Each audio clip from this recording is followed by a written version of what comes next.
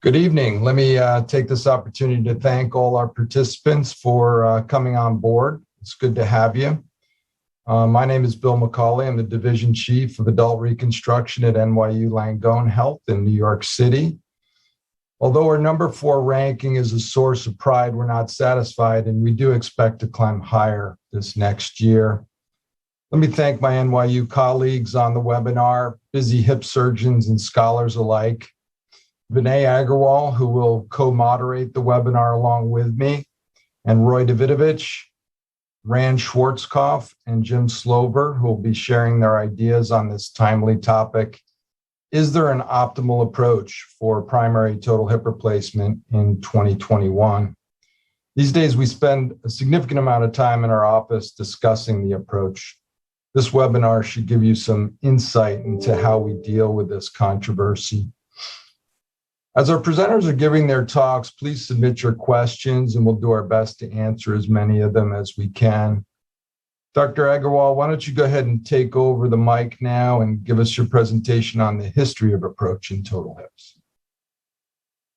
Okay, well, thanks a lot, Bill. And I want to reiterate that co-directing this course has been a pleasure, and we have a great group of panelists here today to share their insight with you and their expertise on this topic that has become the mainstay of discussion for total hip arthroplasty in the last 10 years at least, I would say. But we're going to jump back in time a little bit here and go even further back than 10 years ago and begin with a history of surgical approach. And once again, my name is Vinay Agarwal, and assistant professor here at NYU Langone. So to get started, let's just go into a poll question here. And what we're going to do is ask your preferred surgical approach for primary total hip arthroplasty. And so either you're using a posterior, an anterolateral, a direct lateral, a direct anterior, or an other approach that may be not listed here. So go ahead and put in your poll responses. We're going to get to that at the end of my talk here, hopefully, and we'll be able to kind of see where we have come in 2021. All right, so the evolution of total hip arthroplasty. Now, this is a long history of total hip replacement using a variety of implants and a variety of different surgical approaches, but really began all the way in 1890 up to Sir John Charnley in 1961. And that's where we're going to start our surgical approach discussion here. His original article in The Lancet was published in 1961, and he took it a step further in JBJS British when he published about 225 patients discussing the trans-trochanteric approach. And what is that approach? So that's where he did an osteotomy of the greater trochanter, as shown here, and got into the hip joint laterally and then cabled it back with excellent long-term results. So you can see it over here, 25 years, 30 years, even up to 40 years, 60 to 85% survivorship using Sir John Charnley's trans-trochanteric approach. Now, obviously, there were problems with that approach, obviously increased blood loss and operating time, bursitis, but most importantly, trochanteric non-unions were plentiful, and this could lead to significant issues like pain and even dislocation of the hip. And so Dick Rothman and all published their complication rates and non-unions and really told us that we have abandoned this approach given the high rates of complications and how far we've come. And so we've really gone into 3 main approaches that I'm going to discuss here. And orthopedics, much like many other fields in medicine, but certainly arthroplasty is no exception, that as surgical approaches come and gone, so have a lot of the surgeons directing their attention to one surgical approach and onto the next. And I'm going to talk about how this 3 approaches have a long history in the orthopedic literature and not just in the last 10 years. So we're going to start with the posterior approaches. And really, this dates back to our forefathers, Coker and Langenbach. And this goes back, like I said, into the 1800s. But there have been several modifications to the posterior approach. And most notably in the 1950s, there were several descriptions in the literature with Austin Moore describing a southern approach to the hip joint. And this has gone on to several more modifications over the years, and most recently into the 2000s with Ranawat and many others who have now described different modifications to the posterior approach. But the mainstay of the posterior approach really comes down to a laterally or posterior laterally based incision, getting down to the gluteus maximus fibers, dividing the IT band, and getting down to the short external rotators. And once you discover the short external rotators, the femur is internally rotated and the short externals are detached from their femoral insertion. So I won't get into the nitty-gritty of the anatomy, but I will say that the advantages of the posterior approach are that it can get to a quick dissection into the hip joint, and that the exposure of the femur is quite excellent. Exposure of the posterior column and the wall of the acetabulum are quite excellent as well, but the disadvantages are potential risk for increased dislocation, and getting to the front of the socket may be difficult, with the sciatic nerve being in the field as well. So no discussion of surgical approach would be complete without discussing a little bit about minimally invasive, and the posterior approach is certainly no stranger to those words. With the mini posterior, the 2-incision, the northern approach, and the super path all being modifications of the posterior approach. And so even since 2003, 2002, the earliest descriptions of minimally invasive, there's 780 PubMed results since then about minimally invasive total hip arthroplasty. So you can see how it's affected pretty much all fields of arthroplasty. And now we're going to talk about the lateral approach, which is a collection of modifications, simply put, going around and into the abductor mechanism. And so this was one of the earliest descriptions in 1950 to a direct lateral approach, where you're going into the abductor mechanism, as shown here. Again, updated in 1954, taking off the entire gluteus medius. Perhaps the most famous description of a laterally based approach is Kevin Harding's approach in 1982, described in JBJS British. And again, this was modified by Watson Jones as an anterolateral approach in 1956. So rather than taking down the gluteus medius completely, or even the first 1/3 of it, going anterior to it between the tensor fasciae lata. Now, like I said, with the posterior approach, over the last couple of decades, there's been several approach modifications to laterally based approaches that have been published in the literature. The Rodinger is no stranger to that. And really, the mainstay is still taking down some portion of the abductors, whether it's the anterior 1/3 or whether it's a sliver of gluteus medius and some vastus lateralis fibers. The mainstay is getting to the fascia over the trochanter and taking down some of the abductors. So what are the advantages and disadvantages of laterally based approaches? Well, you have excellent exposure of the acetabulum. You may have some decreased rates of dislocation, which are in the literature over the years. Disadvantages are that there will be a potential for Trendelenburg gait postoperatively, and the superior gluteal nerve proximally as well. Now, Rich Berger has popularized laterally based approaches for outpatient total joints for several years now, and has published about abductor sparing or modified Watson-Jones with same-day discharge, which is part of our everyday vernacular now with outpatient total hip replacement. We're going to finish up with anteriorly based approaches, which, contrary to popular belief, did not just begin about 10 to 15 years ago. Even in 1880, there were descriptions of getting into the hip joint from an anterior exposure for a variety of orthopedic procedures. But Smith-Peterson described it specifically for hip mold arthroplasty in 1949. The Judet brothers, and this is an interesting fact, is in 1950 described using arthroplasty through the anterior approach, and more specifically, they used a modification of a table that they manufactured, as you can see here. This table allowed hyperextension of the limb with an assistant being able to externally rotate and access the femur. Now, if this sounds familiar, it's because it became a very updated version of a specialized orthopedic table in 2005, which I'll get to in a second here. Before we jump to 2005, however, Christoph Kegi in 1980 at Yale did popularize anterior hip replacement without an orthopedic table, using draping the limb free. Joel Mattes, who I was describing in 2004, this is the Hanna table that many people continue to use today for anterior hip replacement. And I will tell you that this has been modified even further by one of our own panelists, Dr. Davidovitch here, to make this table even more surgeon-friendly and more efficient. Now, the mainstay for the anterior approach, as you can see here, the anatomy going over the fascia, overlying the TFL, getting down to the hip joint capsule, and getting over into the femoral neck and removing the femoral neck. The advantages are recovery time and lower muscle damage, and disadvantages might be related to some wound healing, but we'll talk about that further. Now, in today's day and age, you can see that Obviously, there's been a significant amount of surgical approach marketing in the media, but overall, these are the prevalences of surgical approaches worldwide back in 2013, with anterior approach numbers going significantly higher. So at this point, that was a brief and quick history of surgical approach. I want to go over the poll results here very quickly. It looks like people have written that 66% of people are using posterior, 14% anterolateral, 3% are still using a direct lateral, and 17%, so up from 10% as seen on this pie chart, are using the direct anterior, none other.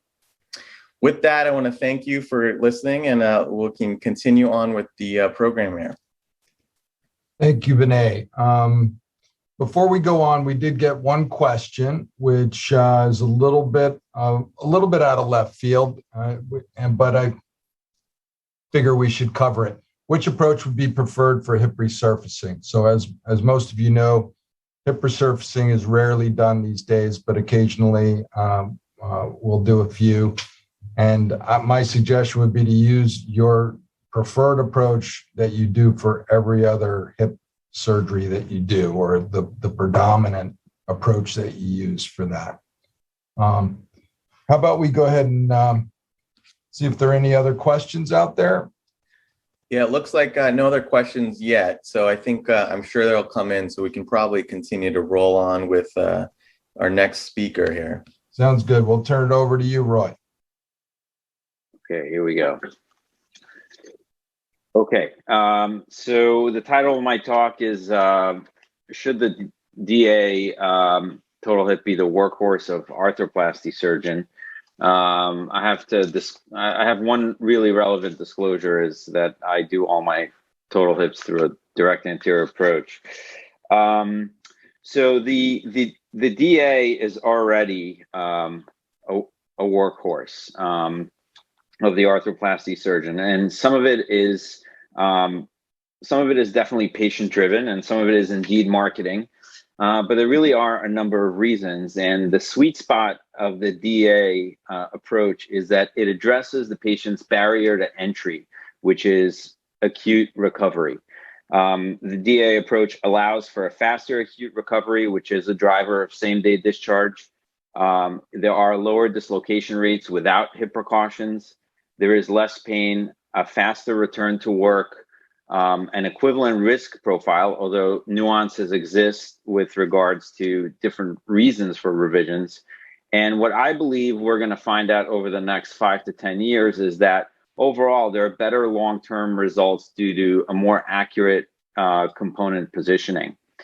In 2009, obviously this was not a workhorse procedure. It was 12% of ACUS respondents in this survey were doing the anterior approach. At that time, resurfacings were done by 50% of respondents, and this year that question wasn't even asked. But there were multiple questions asked about the direct anterior approach, and this year was the first time when there was a split between posterior and anterior approaches, roughly equivalent, and the surgeons that were performing the direct anterior were a mix of direct and posterior, so maybe less dedicated direct anterior surgeon. This was a more robust survey, and it was published in 2019 out of ACUS, and 56% of the surgeons were performing DA hips. It trended towards the younger surgeons doing the DA hips, which makes pretty good sense. But really important here to note is that what surgeons' concerns were for adopting the DA was the possibility of the complications during the learning curve. So when I started doing DA hips was in 2008. That was my first hip, and this was the volume of literature on PubMed. So there really wasn't much to hang my hat on. At that point, ignorance was bliss. You know, all I had was the Joel Mata paper, which looked pretty good, so I went ahead. At that time, I really didn't know what I didn't know, and that's really what leads to a complicated learning curve.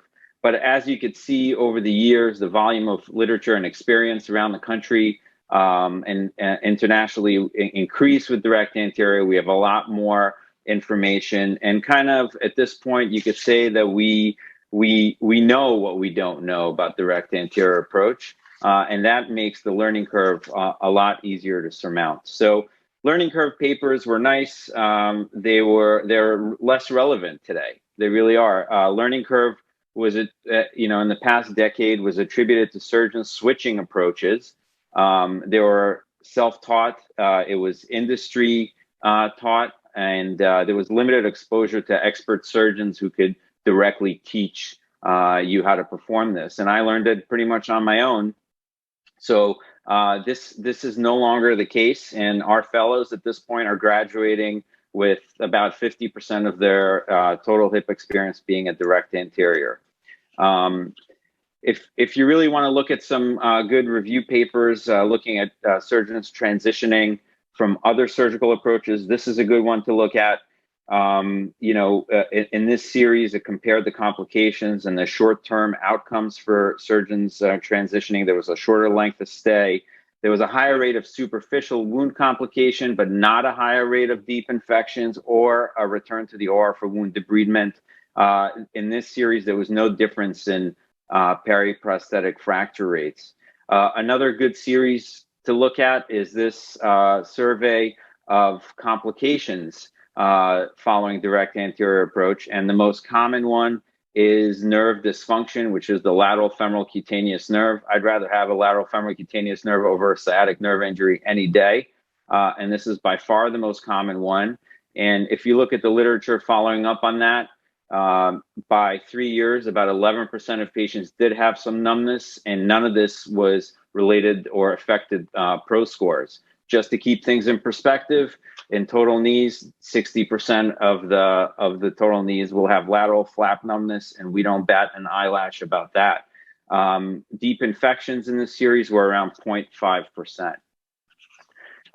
Another outcome paper is a meta-analysis, 7,500 patients looking at clinical radiographic outcomes. The DA had, not surprisingly, better early functional recovery in the first 6 weeks, less pain medications, shorter length of stay. They did have higher periprosthetic fractures in this series and that pesky lateral femoral cutaneous nerve numbness, but a lower dislocation rate. This is looking at another series, which was also excellent, 90-day complication rates. And they looked at anterior approaches, posterior approaches, large number of cases, 1,800 versus 3,100. The DA had a shorter length of stay by a day, higher discharge to home rates, and they did have a higher post-op fracture rate of 1.3%, but note that this did not translate to a difference between the approaches in readmissions, dislocations, infections, or DVTs. But just to drill down on dislocations and infections and periprosthetic fractures, because that's really the key here.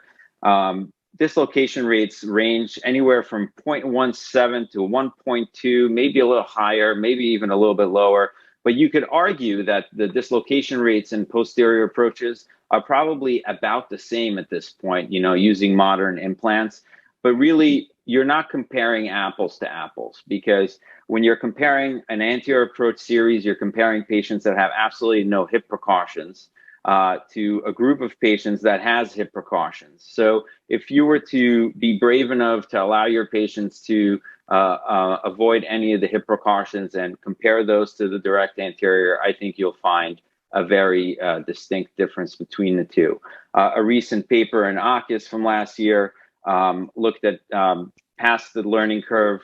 The dislocation rates was around 0.15%. A little bit after the learning curve was 0.46%. And more interesting, in this paper, they found that the approach in and of itself may be protective for spinopelvic pathology.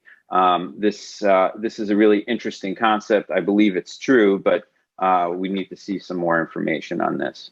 Regarding infections, you'll be able to read papers that are old and some that are more recent that indicate a higher rate of infections, but this is really just not true. You have to see who's writing the papers and if there are any inherent biases.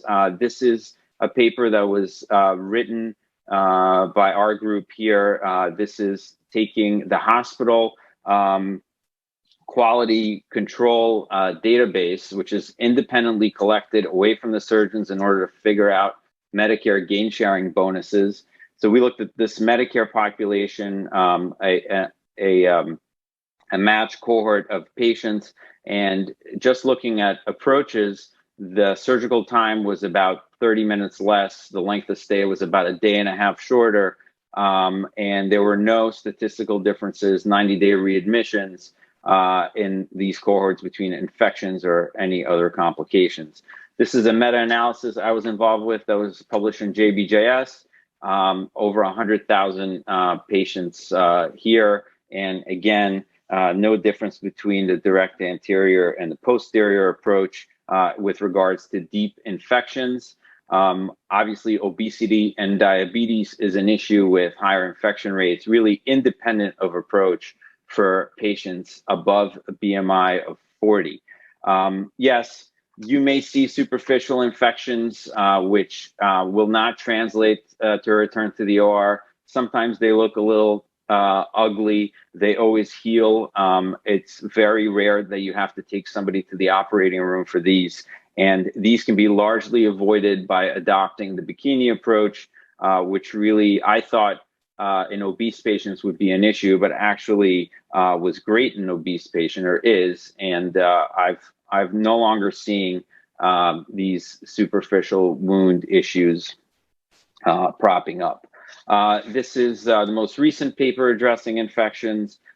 This is out of Jay Parvizi's group at Rothman. A comparison, granted, this is comparing direct anterior to direct lateral approaches with no differences in the deep infections. There was also no difference in infection rates based on BMIs, which we saw in our large meta-analysis, and then no difference in infecting organisms. Some might think that since you're operating near the groin, potentially the organisms encountered in that region of the body are more pernicious or more difficult to eradicate, but there was really no difference in any of those.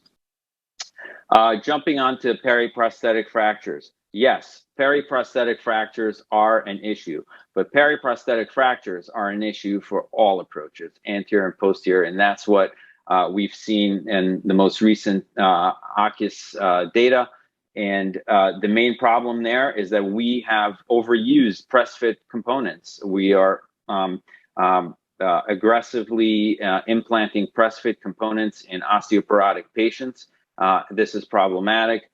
Patients are encouraged to be more mobile, more active, and those patients just can't handle that, and they will have periprosthetic fractures.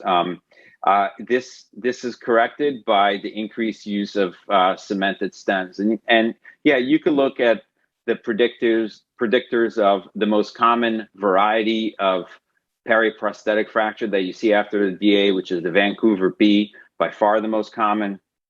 And you could find reasons for it, whether the implant is placed in varus for sure. That will do it. And if the surgeon's inexperienced, exposure is poor, there's some anatomical variants that are more difficult than others, as they are with posterior approaches.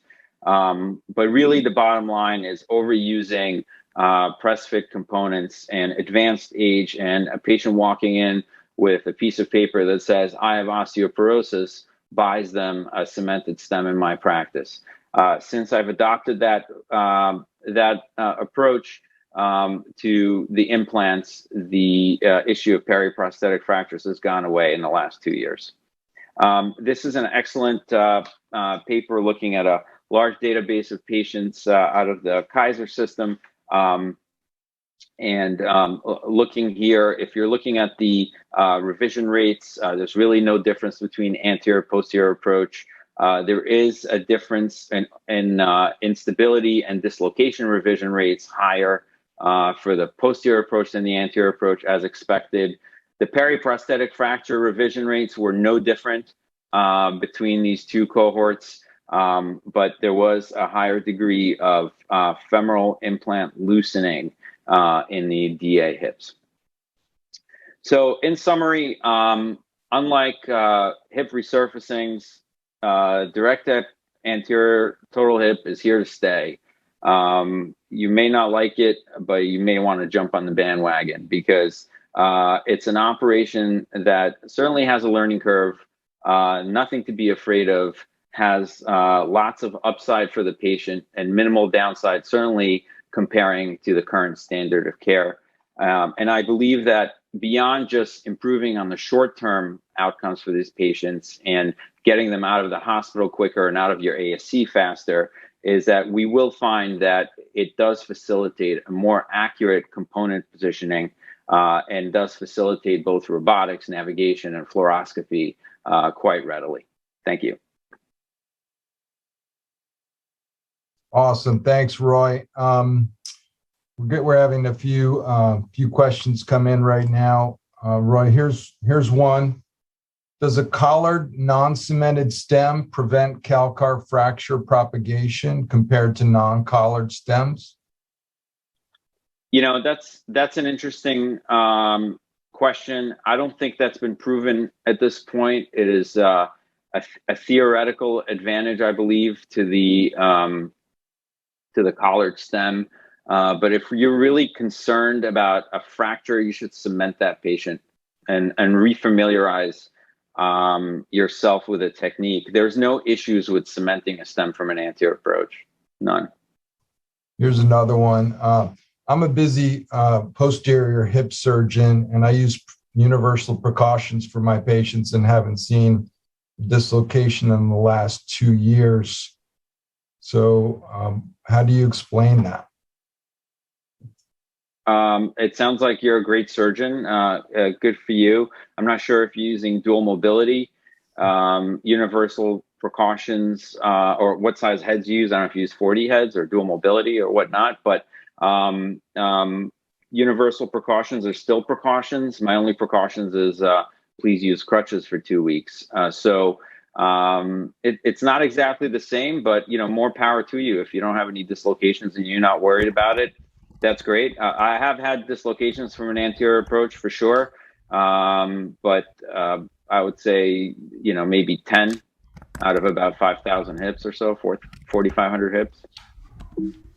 Awesome. So in the absence of any more questions, we're going to turn it over to Rand Schwarzkopf, who's going to give you a contrarian viewpoint, talking about his mini posterior approach. Rand, you want to take over? Yeah, if they can allow me to share my screen, please. I want to run it from my computer, as discussed. You can run it from your computer by just clicking on the slide and advancing with the arrow. Here I go. Okay, thank you, everyone. Thank you, Bill. So I'm going to talk a little bit about what approach do we use now, and I'll talk about the reasons I use it and what's the reason that should make a surgeon choose an approach, and as well as the patient. So my disclosures are here and can be seen later on. So we all know that tall hips are increasing. We have more hips, and our patrons are also getting both older and younger as younger patients are coming in. Why are we discussing approaches for tall hip arthroplasty? The big things, we're looking at accelerated recovery for our patients. We want less complication. We want the patients to do better. That's all of the surgeons. And to summarize now in the beginning, I'll say that from each approach, you can get an excellent outcome. This is mostly surgeon dependent. In the right hand, you'll have patient will have a good outcome. So now let's talk about why I do what I do and why I think it's the right way. So first thing, we have to put aside marketing and self-promotion. We have the anterior approaches, and as Roy discussed, we have advantages and we have disadvantages. We have the posterior approach. It has advantages and it has disadvantages. Like every approach, each thing has a little bit of differences. They come from different anatomical areas, and this affects some of the advantages and the disadvantages. So let's think about how do we choose how we want to operate, and why does each surgeon choose his way. So we want to have a less traumatic surgery. We want to have a better view. We want it to be easy and fast. We want to have simple instrumentations. We want to have a plain OR setup in the OR. We want to be able to do this on 100% of our patients, right? So we get good and proficient in the way we do it. We wanted to be able to use every implant if we need to change implants. We want to be able to use any technique surgical available to do the operation, from complex to extensile to simple and small. We want to do everything from the same way. So it doesn't matter what happens in that day in the operating room, we can deal with it without anything needing to change. And it needs to be adaptable for anything.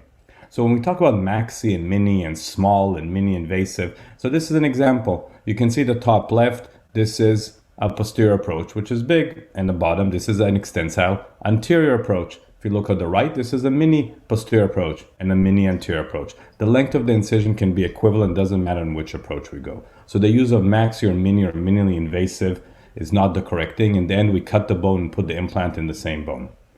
So we want to look at the posterior approach, at the atraumatic, best exposure, any implant, any pathology. It can be extensile as far as we want, and there's no special setup. That's why I like the mini posterior approach. If you look at the data about the mini posterior approach, and all this is coming from big centers, the results in better early pain control, early discharge.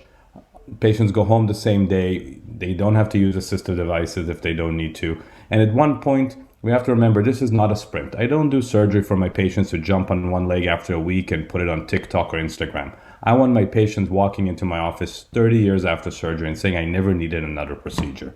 That's the goal of the total hip. When we look at tissue damage, when people talk about mini invasive, there's enough paper, one from Stanford, one from Indiana, showing that both approaches, there's no significant difference. This was in cadavers, it's not in humans, but it doesn't matter which approach, there's overall the same damage to the tissue because we're doing in the end the same procedure, we're changing the hip. When we look at randomized studies looking at the serum in patients for tissue damage, again, no difference at anything. So let's look at the main points. Function. So if you look at function, I will agree. If you look at the function in the early few days, you can see that the length of stay is the same. This surgery operative time was longer in the anterior approach, but this is also surgeon dependent. Let's say the operations take the same time. You can see that the VAS score was more pain in the anterior hip, but they used less narcotics, so maybe they had more pain because they didn't use the same amount of narcotics. You can see that their hip scores were better, but on the other hand, less of them returned to work. So in the end, all of these studies, the recovery is the same. And again, the goal of the surgery is not to have a better recovery in the first 2-3 days, is to have a long-lasting anterior hip. And if even after a few weeks, everybody does the same, then everything is the same from the recovery period. And again, you can see here, there's a little bit differences in recovery, but again, we're talking about a few days. And this is a long-term procedure. This is a one operation for life. So again, functional recovery, everything equals out in 4 to 6 weeks, sometimes even earlier. And again, all of these randomized control trial, no difference in time to walk and in patient-reported outcome. So the conclusion in most of this, that all of the evidence shows that the recovery is the same. There could be a difference in the first few days, week or two, but the overall outcome and function of the patient, ability to perform the work is equivalent. Infection, wound complications, I won't talk a lot. Roy spoke about that. But the idea is that we have to remember that a lot of times, even in the direct anterior approach, avoiding some obese patients is common. Selection is a little bit different. And especially if you do the bikini approach or other approaches, as you do approaches that are more facile for certain patients, they start limiting your ability to do larger exposures and do other complicated things if things occur. When everything goes as planned, all the approaches are the same. When something doesn't go as planned, every surgeon has to be comfortable to do from A to Z in the approach that he started the surgery, and he can finish the surgery from that approach. I think personally, I would not want to start an operation from one approach and then something doesn't go as planned. Now I have to change the approach, cut the skin somewhere else, disrupt tissue in a different angle in order to complete the operation. I want to do the operation from A to Z from the same approach. And this we see, this is kind of the issue that Roy spoke about, and he solved it with his approach. And in Roy's hands, these things are not common. But many other surgeons that do direct anterior approach, these problems are recurrent and happen, and because of the folds in the area of the skin cut. And that's one of the disadvantages. I won't talk a lot about this because in the end, like Roy said, mostly the infection rates, there's not big differences between them. I think it also depends on patient selection and how do people select which patients they use in which approach. But there are more wound complications due to the location of the wound, the thinness of the skin in that area, and the location of the incision compared to the posterior approach. I'll skip in this and I'll talk about nerve injury a little bit. I agree with Roy. I will always prefer to have an femoral cutaneous nerve injury over a sciatic nerve, but sciatic nerve is extremely rare. It's not something that happens in the same occurrences. And the femoral nerve does get injured in the front of the cutaneous nerve, not the real femoral nerve. The cutaneous nerve gets injured, and that every patient, if that is something that is important to them or not, but it is something patients should know and should expect from when they have that approach. Like for the knee replacements, I tell all my patients that they will have an area of numbness on the lateral side of their knee, and at 1 year, whatever is there will probably stay. If we talk about dislocation, which was one of the marketing things of anterior approach in the beginning, because this was over 10 or 15 years ago, and here comes the accuracy of the implant. I agree with Roy 100%. We will find in 10 years that putting the implants more accurate have better outcome. But now, at least in my hands, all of my surgeries are technology based. So it doesn't matter which approach I'll do, I'll use the same technology that will guide me to the same location of the implants. As technology comes in and becomes 100% of our cases, we no longer rely on the fluoroscopy, which anterior approach has used more commonly than posterior approach. We'll use our technology, and from that moment, the approach does not change the accuracy. The technology guides it, so it doesn't matter if we go from the front, back, sideways, upside down. The implants will be placed with the technology and the surgeon, and the implant position will be equivalent, doesn't matter in which position. And the same thing is with the femoral heads and dual mobility. I think with those things, with modern dislocation rates, there's probably a little bit of an advantage of the anterior approach, but we're talking about less than 0.23% differences in dislocation rates, and that's by average all surgeons.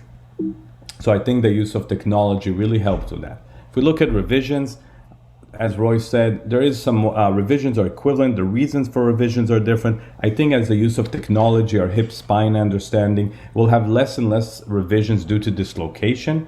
We will still remain with other femoral stem loosening and fractures. And I agree with Roy that all of us are starting to use a little bit more of cement in our elderly patients. And we really see a shift of less periprosthetic fractures as time goes by.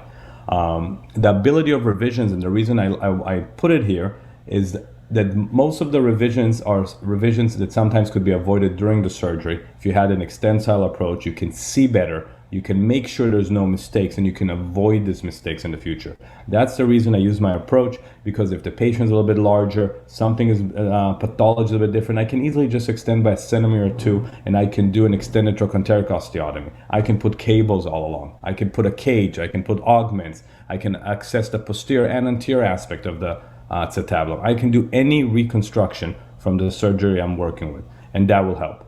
A big study in JAMA that was published again from all of Canada and looked at all of their population. They showed that the direct anterior approach had higher rates of complication. But again, this is all surgeons. In the hands of a good surgeon, all approaches are equal.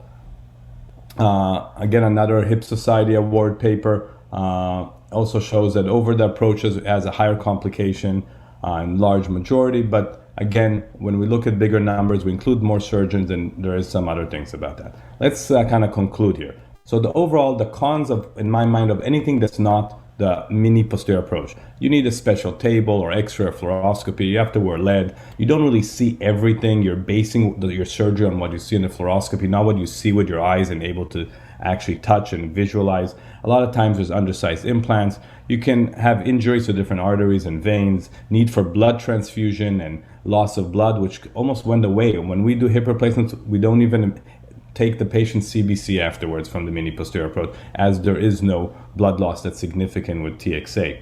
When we look at the overall cons, femoral fractures, nerve palsies, ankle fractures, other injuries, all of these things are not really happening when you do the mini posterior, and they happen in other approaches. Then there's learning curves, but that I think will go away as residents now are getting educated in all the different approaches. So I think learning curves will kind of a little bit go away, because it's no more learning, it's just a going into practice curve depending on what you trained on. So to summarize, and I'm not going to go over all these squares, but these are the things a surgeon needs to think about. What do I want to use? What I need to be able to do? Am I comfortable A to Z? Can I do everything with this? And in conclusion, I think all approaches are good in the right hands. I think you can get to excellent results, doesn't matter how you do it. But the question is, why do you choose each approach? Should be the surgeon's preference and what he thinks he can give the best outcome. to that patient in order to avoid intraoperative complications, and revision is able to deal with your own complications intraop when they happen. So as you can say, we all want to go to the bar. We can use any door to get into that bar. The bar is round, the hip comes in the end. I think in the end for the patient, the most important thing, as one of my colleagues, Kevin Bozick, said, in the end, a surgeon's skill and experience are by far the most important factor. Find an experienced surgeon and a medical team you trust and are comfortable with, and leave the technical issues up to them. When we take a flight, we don't enter the cockpit and ask the pilot how he flies. We choose a airline, we choose the plane and the pilot, and we let them do their job. I think that's the most important thing. Thank you. Right. Thank you. Thank you, Ron. That was great talk. We've got some time set aside before we move on to Dr. Slover's talk about becoming a switch hitter. And I'm going to ask this question of Dr. Slover since he hasn't had a chance to speak yet. We have a question which I think is a serious one coming from the audience. Why not cement all your total hips? Are you with us, Jim? You may have stepped away. I'm here. Can you hear me? That question. Yeah, we can hear you, Jim. Okay, I'm sorry. I was just muting while they were talking. So, I mean, I think that if you look at,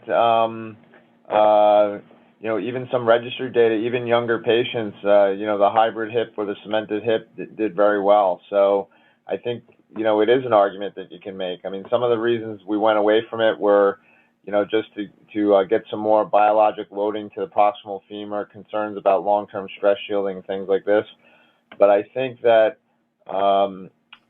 cement is a tool that you should always consider for your patients. I do think that the benefit is greater in the older patients, as Dr. Schwarzkopf mentioned, where the fracture risk is higher due to osteoporosis and things like this. But it's still a tool that I think you can consider in almost any age group. Agreed. But this one's going to be specifically for Roy Davidovitch. Roy, when you do a DAA, do you use a special table or no table, or do you use fluoro or no fluoro, and why? I use a specialized table. I for a while I was working at two different hospitals, and one hospital had the table, one didn't. So I have the luxury of trying both. And with the table basically eliminates one scrubbed assistant, and it just allows the surgery to be much more consistent across all different types of body habitus. And it doesn't necessarily have to be obese. It could be really tall or really short or something like that. So it really helps with that. I use fluoro for I've used fluoro for all of my DA hips. I've used it with a commercially available navigation system that sort of works through the fluoro image that I had a hand in developing, and that works really well. And now I am also using robotics and transitioning to that and seeing if that can overtake the advantages of fluoroscopy. So everything is available. Well, a couple good questions came in regarding that technology. So, Roy, can you speak a little bit as to the functionality of robotics with your anterior approach and how that's evolved in your practice? That's the first question. And then I'll ask a second question related to the spine later. Yeah, I mean, I think the major advantage to me with the robotic system that I use, which is the Mako system, and I have no striker conflicts of interest, but the main advantage is I really love the templating, the hip spine relationship, templating of the system. And it works really well for me with an anterior approach. It increased my case length, honestly, by about 10 minutes once I got done with the learning curve. So it's not really a pain point for me at this point. You do have to put the sensor pins on the contralateral ilium Although I know there's surgeons who don't do that, but for me, if I do that, then the surgical flow is really good, and patients don't seem to haven't had any issues with it. So, speaking of the hip spine kind of phenomenon, that's a good point with the use of technology. Dr. Schwarzkopf, can you comment on one posterior approach surgeon is able to visualize the acetabulum completely, they say, and therefore following the native anatomy made them think that really the spinopelvic variation was never an issue. As we learn more about this, is that kind of thinking correct, incorrect? Is there a reason to take the spinopelvic relationship more seriously than just looking at the anatomy visually? Yes, because the first thing, the hip-spine relationship is unrelated to anatomy. The anatomy is the same. It doesn't change.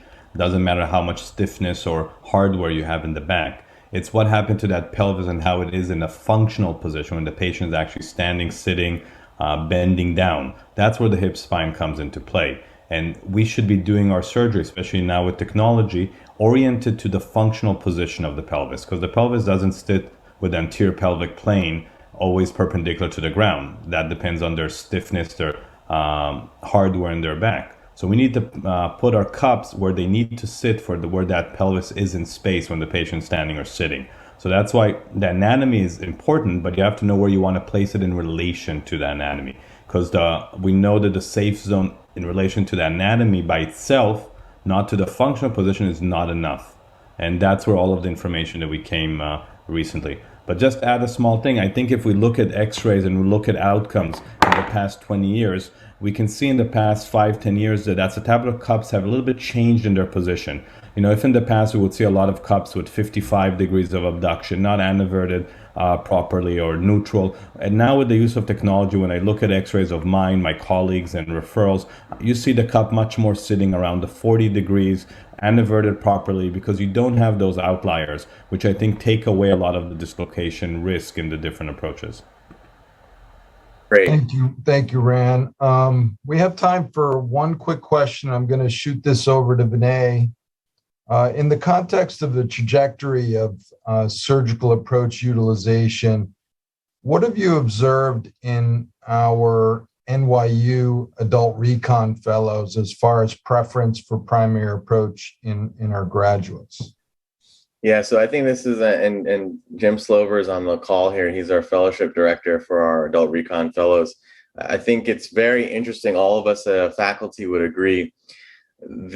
As I pointed out in my talk, there's been a clear pendulum that's swinging. And this pendulum isn't unique to surgical approach. It's not unique to orthopedics. This is something where people will kind of follow the current trends, and then they'll kind of come back into the middle ground. So if you were to ask our fellows 5-6 years ago what surgical approach they would use, I would say about 75 to 90% were going to use a posterior lateral approach as their primary workhorse approach. Interestingly, we have 6 fellows at NYU. 6 out of 6 this past graduating year said they were going to use the primary approach as a direct anterior. So we're getting to the point where pretty soon, and this year's crop of fellows is no different, a lot of our fellows and residents will come to fellowship and graduate fellowship, not from our program, but from other places, having seen a majority of direct anterior approaches, and probably will forget a little bit the comfort levels of performing a posterior approach. And so I think that it's going to be interesting to see the next 5-10 years in trainees as this evolves. I think it's our duty to kind of train our surgeons and our fellows with a variety of comfort levels with all approaches, really. And we hope that that doesn't mean that the posterior and direct lateral approaches go by the wayside, because as Dr. Schwarzkopf pointed out, they are very important for extensile nature and being able to take care of hip problems A to Z. All right. Thank you, Vinay. Well thought out. We're going to turn it over now to Jim Slover, one of our senior surgeons, who is also the fellowship director here, and he's the medical director at Langone Orthopedic Hospital. Jim's going to give a more balanced sort of best of both worlds talk with regard to DAA and posterior approach. You want to take it over, Jim? All right, thank you, and thank you for being here. Just to lead into this, since I'm talking about both, on what Dr. Agarwal just discussed. Several years ago, it would have been, fellows were actively making sure that they had plenty of anteriors in their fellowship. And this year, for the first time, we had a lot of candidates who wanted to make sure they were getting enough posterior in their fellowship. So that's how the pendulum's kind of swinging, I think. So I'm going to talk about being a switch hitting surgeon and hopefully getting the best out of both worlds. If I can advance the slides. There we go. So, we have to keep in mind, as many people have said, total hip arthroplasty has been one of the most successful procedures in medicine really ever. And recently it was, deemed the operation of the century by Lancet. It provides excellent pain relief and improved function, and we all want to minimize these complications, but considering the number of surgeries and the magnitude of this procedure, the complication rate has been relatively low. It has been done through a variety of approaches, and historically mostly through posterior and posterior lateral, as well as lateral and anterior lateral approaches. But things are changing, and I think it's the challenge that faces many surgeons who are outside of their training is taking on a new approach can be a very daunting thing, and should I do it, and how should I do it? I won't spend a lot of time on this. I think the other speakers have talked about this, but every approach has some advantages or disadvantages, relative to the other approaches. Certainly that's true of the posterior approach, as well as the anterior approach as well. I think, whether you're talking about dislocation, bleeding, recovery, there are studies that could show maybe an advantage or a slight advantage of one approach or another, but the bottom line is all of the approaches have these potential risks and complications, and all of these approaches, if done right, can probably do almost everything you need to do at the hip. So the question is, what do you want to do, and what's the best thing that you can do for your patient?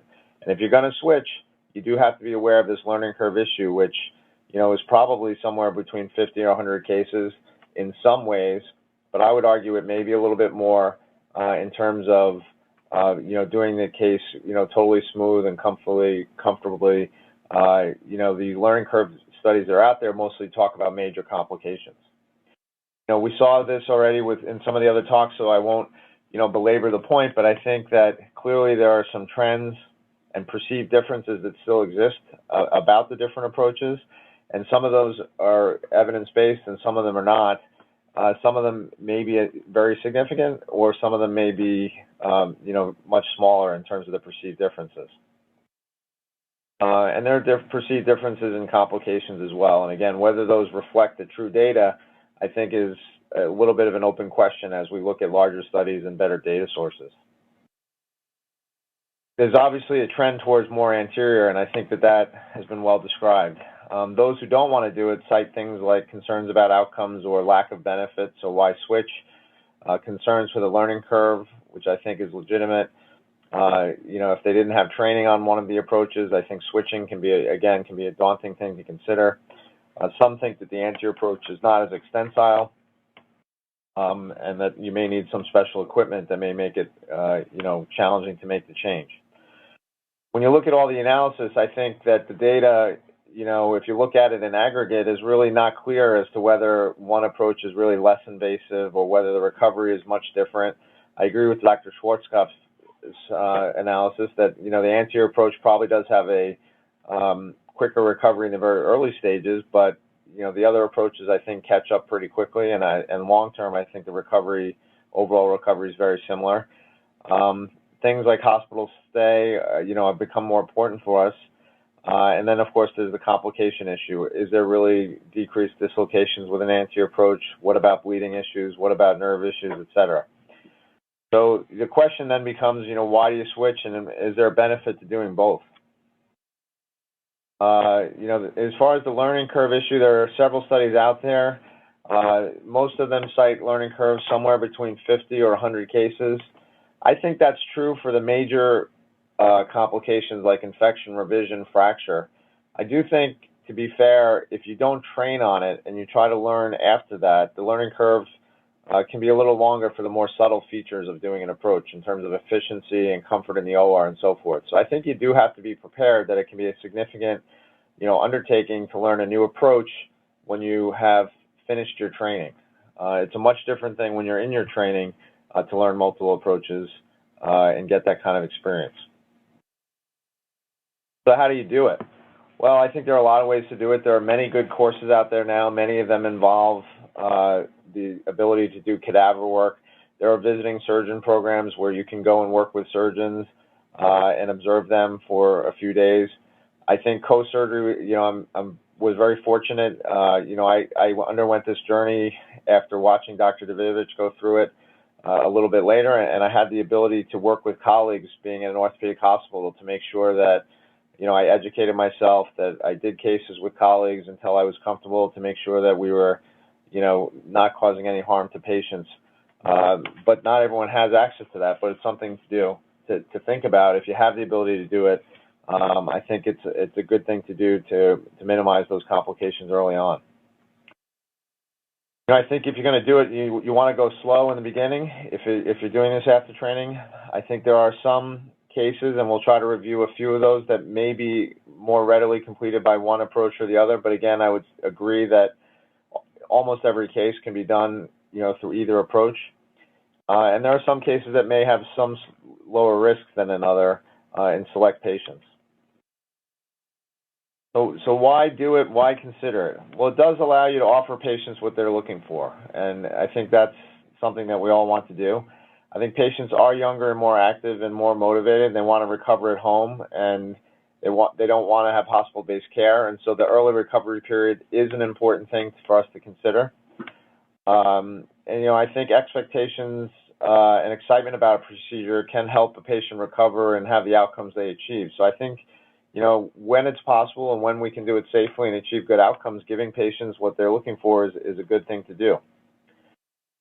For me, when I made the transition in adopting an anterior approach after my training, I tried to pick, winners, which are patients that are going to be easier to do the approach. And what do those consist of? Well, for me, BMI 25 to 35. One of the errors I think early on is to select a very low BMI patient for the anterior, like 19 or 20, and sometimes those can actually be more challenging for a number of reasons.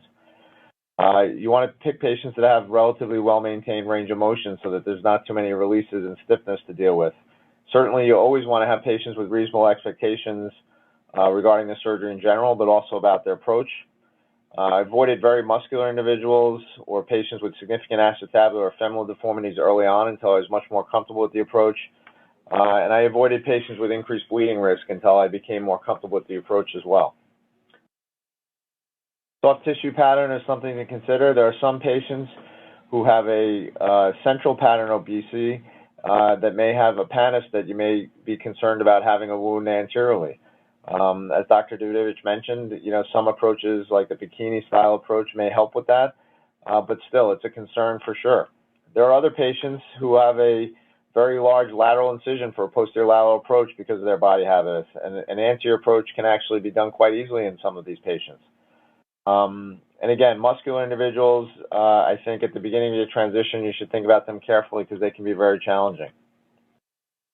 Issue of thigh numbness, I think, is real. I do agree that it's a problem that's not as significant as something like a sciatic nerve injury or a femoral nerve injury, but it does occur in about 5% of patients.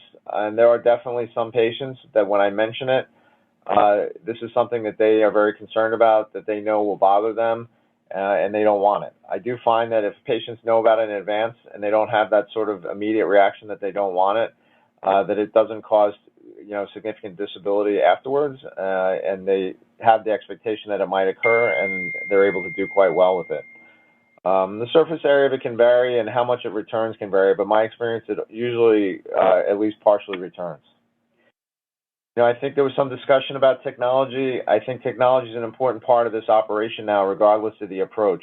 I do think that most technologies available are adaptable to different approaches, but some may lend themselves to be used more easily with one approach than the other, or there may be a learning curve for bringing the technology to the approach as well. So you should consider that when you're thinking about changing, that not only do you have to do the approach, but you may have to adapt how you're using the technology that you've been used to using. I think it can be done, but it's something that you need to think about and plan for.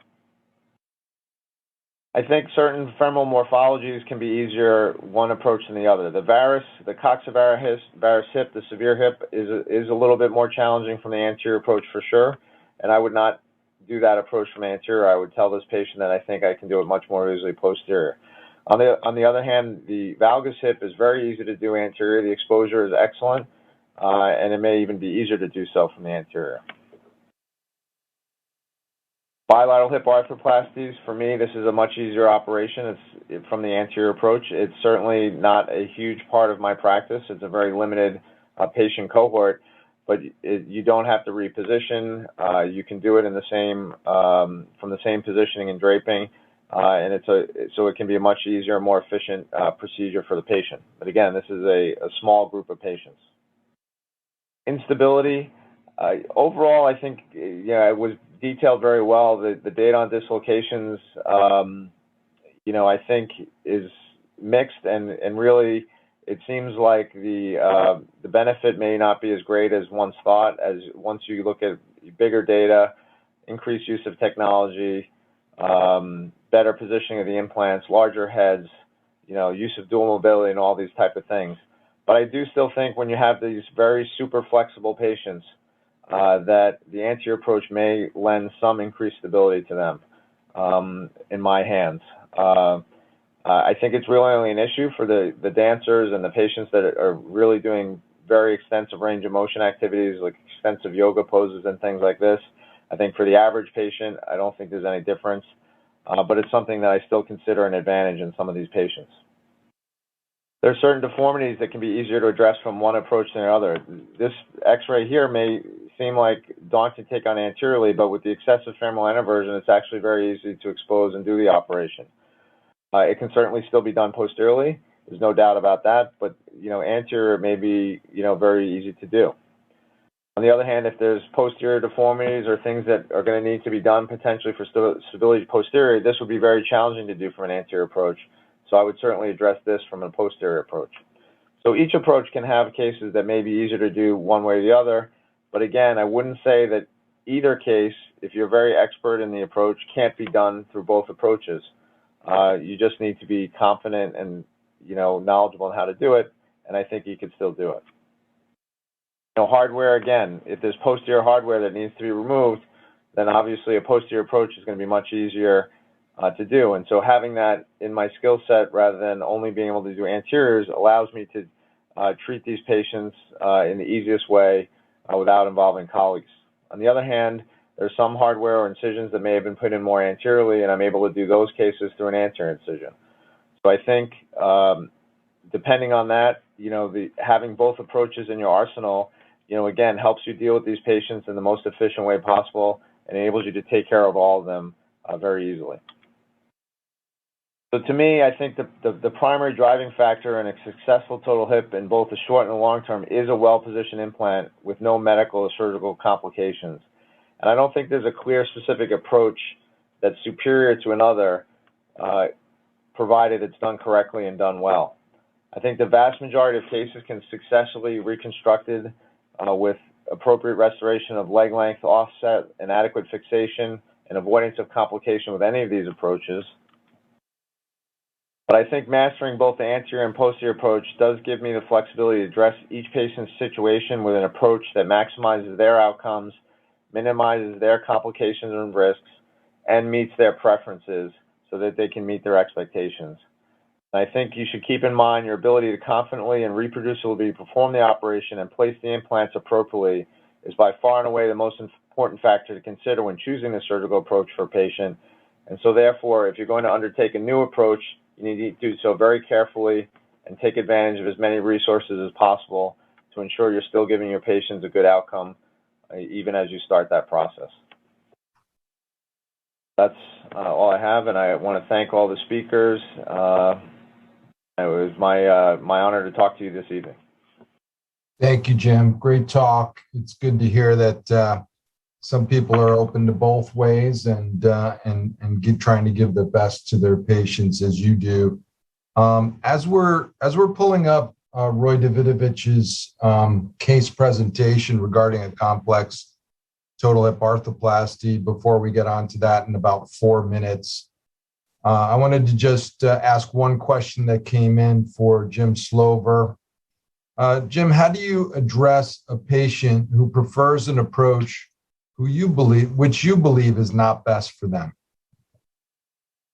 I think you got to be totally open and honest about it, and explain your reasoning why for that. And my experience has been that it's incredibly rare that a patient walks away if they have developed confidence in you and trust in you, and you can explain your rationale on why one approach is better for them, that they don't accept that. I think it takes a little bit of time. I think it takes, you want to lay out to them your goals, that you're concerned about their outcome, their recovery, their minimization of complications, and you give the specific reasons why. And most patients, in my experience, respond favorably to that and will allow the surgeon to do what they think is best. Because as Rand said, it's like the pilot.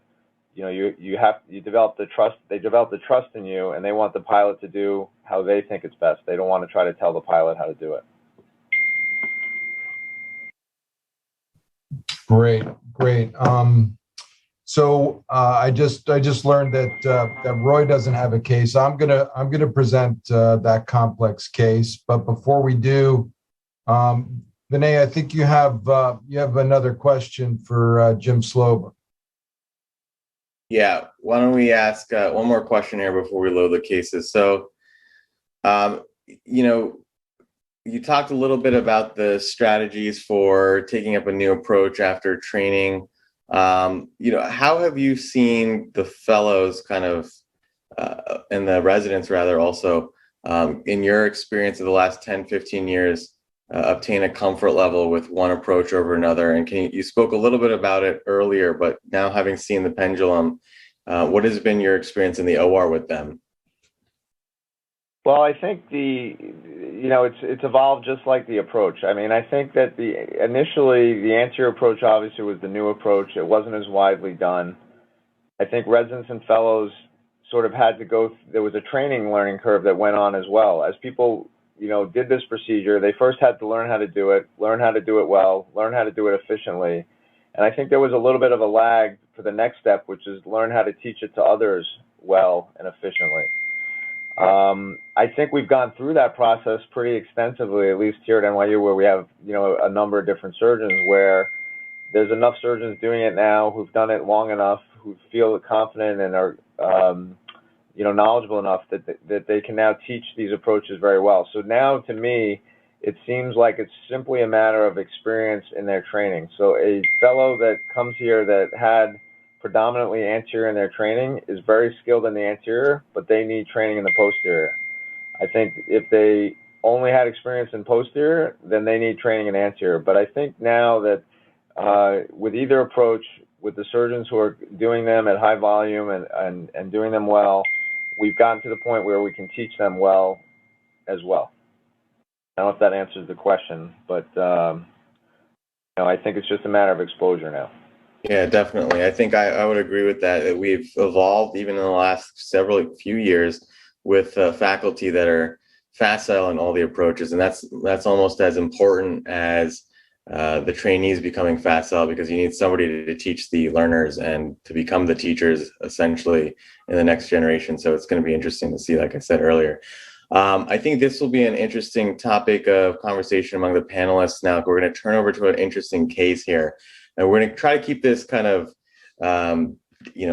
discussive in nature and get everybody involved chiming in with their thoughts on things here. But why don't we start with Dr. Macaulay just giving some background on his complex conversion. And I'll chime in here in a couple slides just with other people's thoughts as we go through some of these x-rays.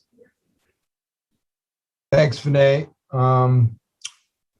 So right before we jump into the case presentation, just a couple words about hip fractures. We touched on it a little bit earlier, but just a few general points. Hip fractures, the numbers of hip fractures worldwide are huge.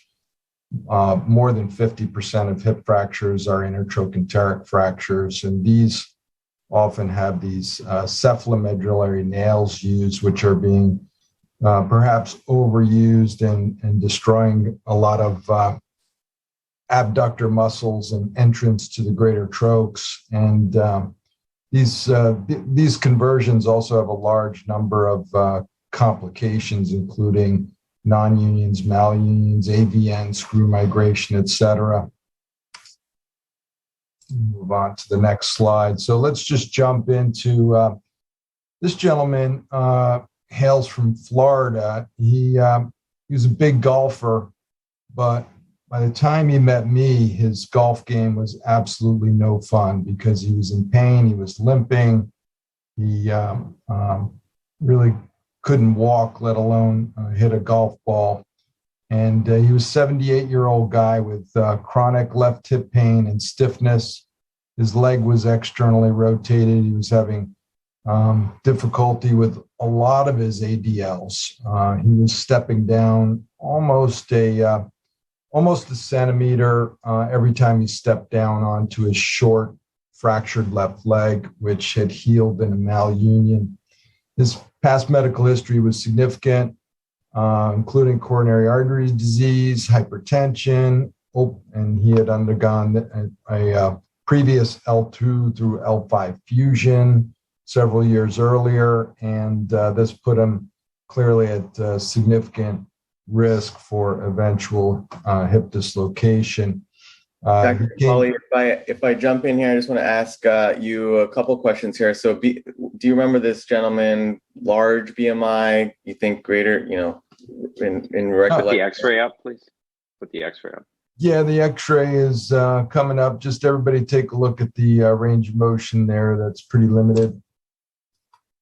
Okay, so there's the x-ray. BMI is pretty normal. Not a tall guy, but quite, 31 maybe BMI. So any pause from the panel? Someone has asked Dr. Davidovitch here. Anybody with the hip fusion, with the spine fusion, are you thinking, oh, I'm 100%, I already do my hips anterior, I'm definitely going to go anterior on this one just to avoid the dislocation issues?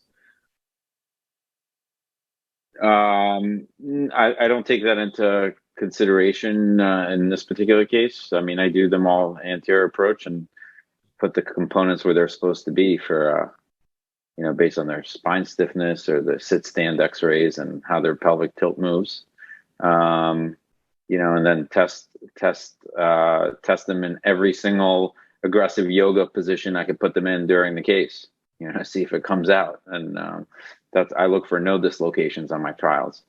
No. Yeah. Dr. Slover, how about you? Any BMI cutoff for you on a gentleman that walks into your office like this, even before looking at the x-rays? No, it's not so much about BMI as it is about some of those other factors that I mentioned. I mean, the muscularity, where is the distribution of the soft tissue? As far as the spine question, I would agree with Dr. Davidovitch. I think it's a very important consideration, but it has to be a consideration regardless of the approach.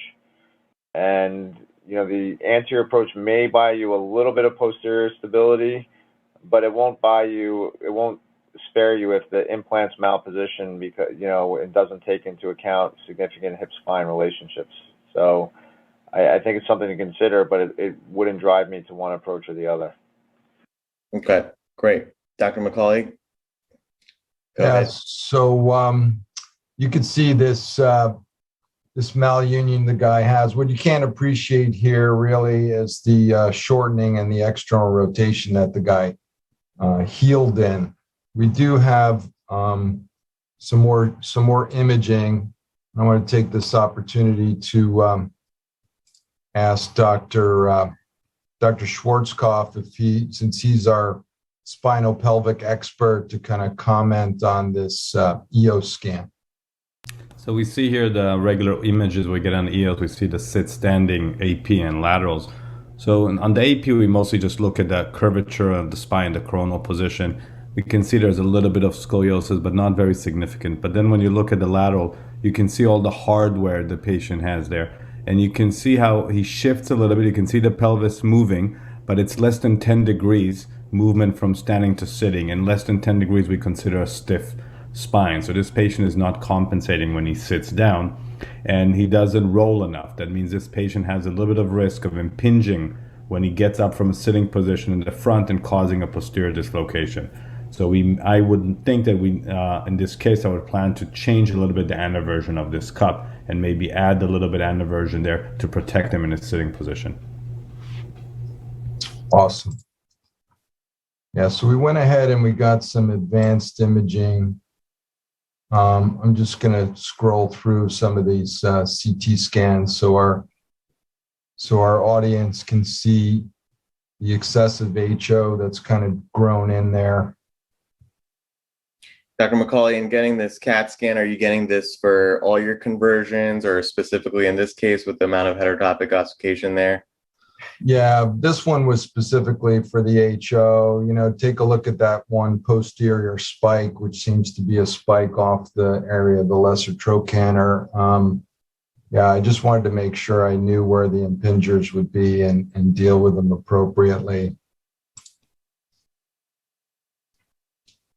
Scrolling through on the sagittal views. Like most of the HO is actually anteriorly.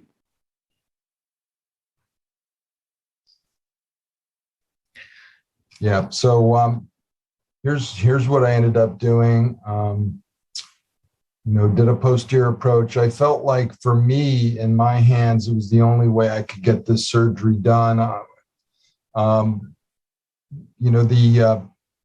That particular device, that intertan nail, has a, let's go back to the original X-ray. It has this unusual threaded screw that goes right below the other screw, and they kind of, they thread into each other. And this particular individual had so much hard bone that had grown in between the threads of those. After getting the appropriate device to try to remove the lag screws from a lateral approach, I could not. So the only way I felt like I could get to this in a timely manner was to dislocate, perform the neck osteotomy, and start chipping away the bone from the inside. Roy, how would you have dealt with this with an anterior approach? You said you would do all these anteriorly. Yeah, I mean, I am careful. I have to tell you, the subgroup of patients that I'm careful with are the trochanteric nails. Piriformis nails are not much of an issue because the troch is less at risk with taking out the implant. And I've taken piriformis nails out from the top because the exposure for that is very easy. For this, you do have to extend a little further, approximately up the ilium, and peel back some of the tensor to get access to that nail proximally. The problem is here, you said, was removing the lag screw. You were not able to remove the lag screws? No, they just do. I couldn't get them to turn no matter how much force I applied from the lateral side. Yeah, that's a tough situation. I've been in this situation, and you kind of have to, from the anterior approach, I just go from the front, cut with the saw as much as I can, and then you have to take the Midas and just cut the screws, and then start. You do need a separate incision laterally to use to take out those lag screws. So you're going to be messing around from there. This is not an easy case. You have a ton of anterior HO. If you're working from the back to get to that, I think that's difficult to remove it because that's definitely going to be a source of impingement for you. Gotcha. Vinay, any more questions? Yeah, Jim, any thought to your experience removing HO from any case, posterior versus anterior? It depends on where it's located, obviously, but let's just say in the abductors, for example. Are you more comfortable still going posterior? Yeah, this would be one I would do from posterior. The one thing that I do agree with Dr. Davidovitch is that sometimes anterior HO can be a little more challenging from the back. But for me, fixing the you hope you don't, but if you get a fractured trochanter or anything like that, I find that's very easily addressed from a posterior approach and not easily addressed from an anterior approach without a very big extensile incision. So I would do this one posteriorly, with the caveat that I agree with Dr. Davidovitch that anterior HO, you have to make sure you can get that, and it might be a little more challenging.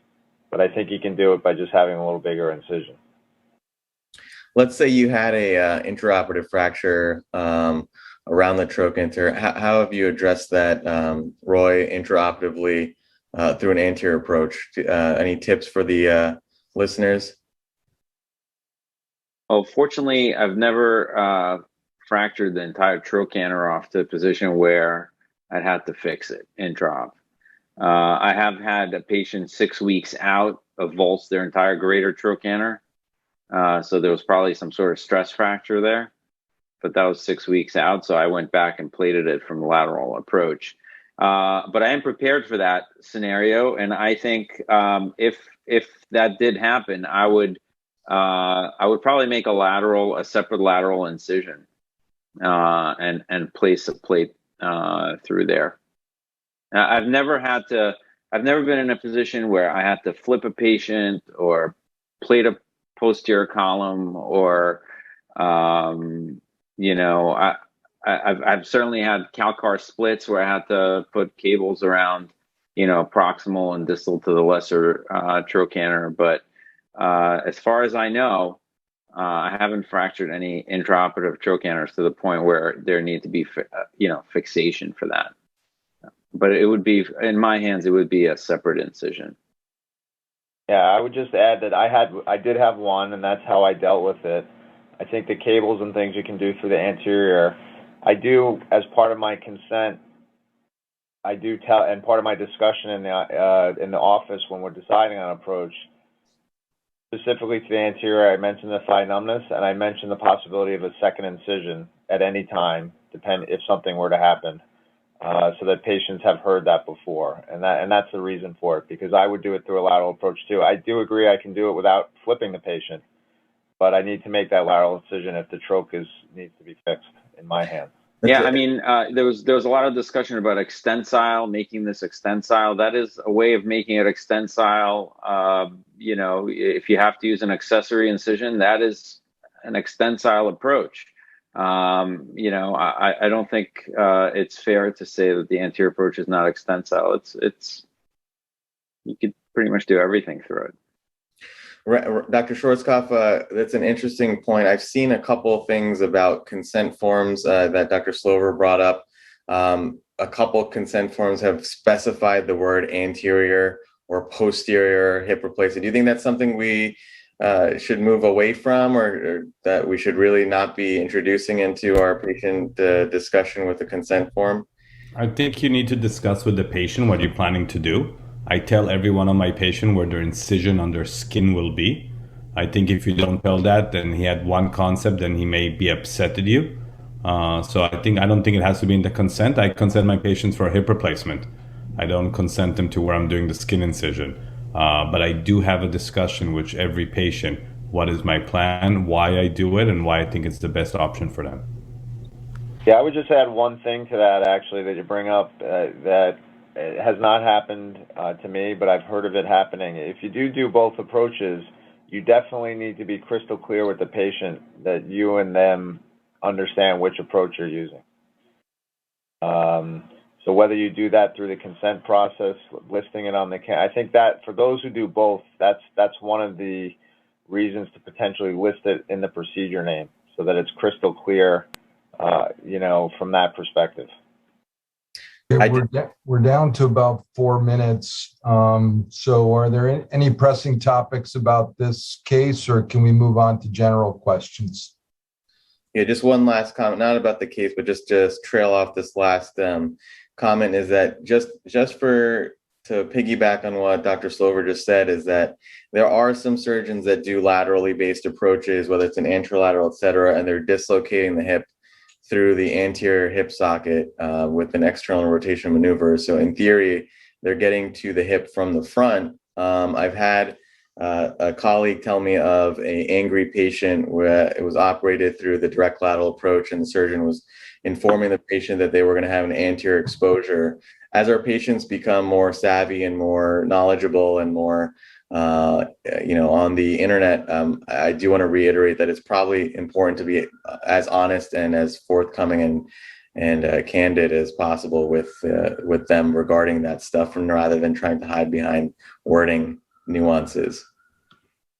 So let me take this opportunity to go ahead and thank my colleagues who've done such a good job putting together these talks and giving their opinions on a controversial and complex topic. I think we only have about 3 minutes left, so why don't we try to clean up some of our guests' questions. Here's one I'm going to throw out there for the whole panel. Do you have any data on the type of approach in patients being discharged post-op day 0, since we are evolving more towards patients leaving on post-op day 0?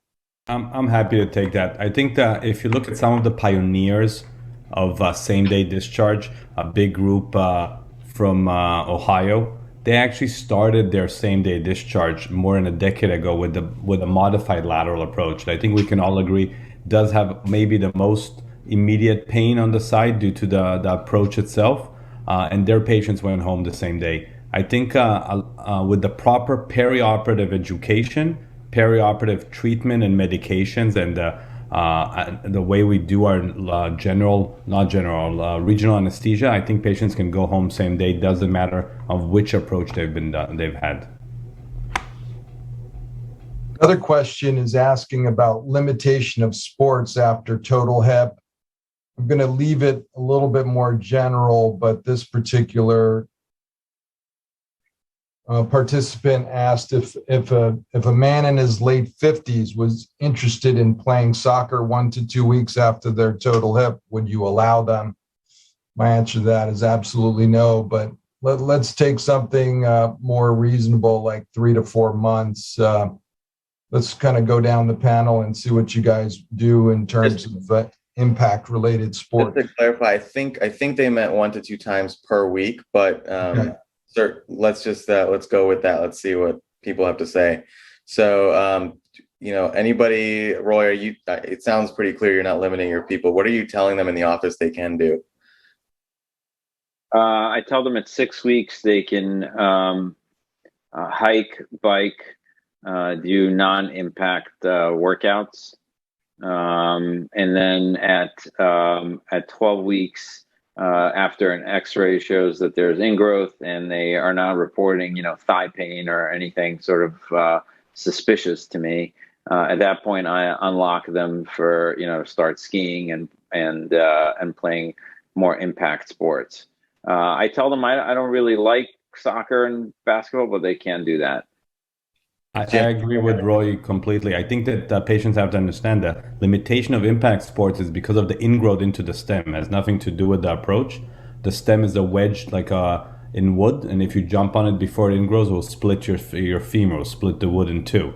So you need to let it to grow in. And you remind your patient, this is an operation for 30, 40 years. You can, for 3 months, let your implant grow in properly, and then you can go back to your activity.